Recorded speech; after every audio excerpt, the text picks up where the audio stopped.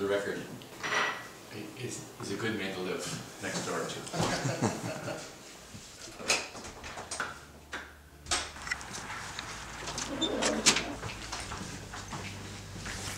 If I were sitting here in high school, I would have never told you that I thought I would end up as a priest.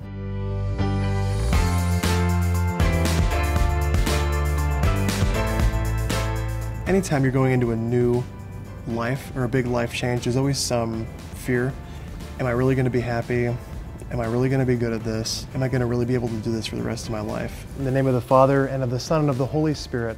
Amen. So our first reading today from the beginning of the first letter of St. James is really... I've been regularly blown away by what God's been able to do in my life in just these 9 months as a priest. At ordination, the school kids sent me this calendar. Kind of my first parish I ever served in, so well, God bless Father Tom. And these are my sisters here. This was taken like probably 10 years ago, so I had more hair. That's the first wedding I ever celebrated as a priest this past summer.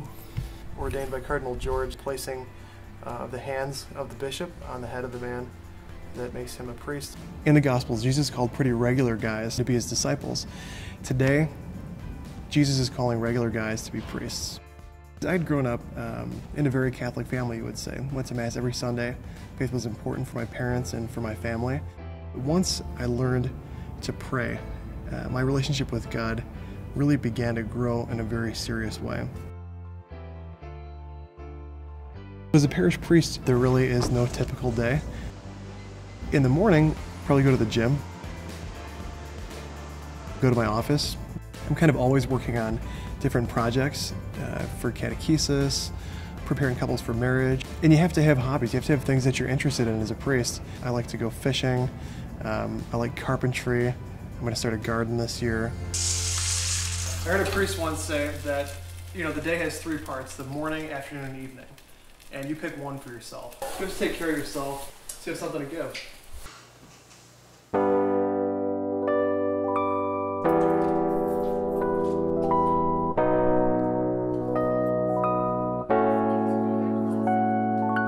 You have to be attentive to families. This is the matrix within which people live their lives. One way you really interact with families well is by going over for dinner. It's not just having you over for dinner, but it's welcoming God, welcoming the church into their lives in a deeper way, and you get to be a part of that. Hey, do you want some of the red one? No, it's okay. Okay. Really great. I like the green.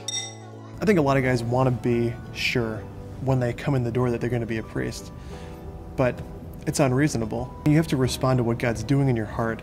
I took some time off from the seminary during the middle of my formation because I wasn't sure, and I didn't just want to rush into priesthood. It's okay.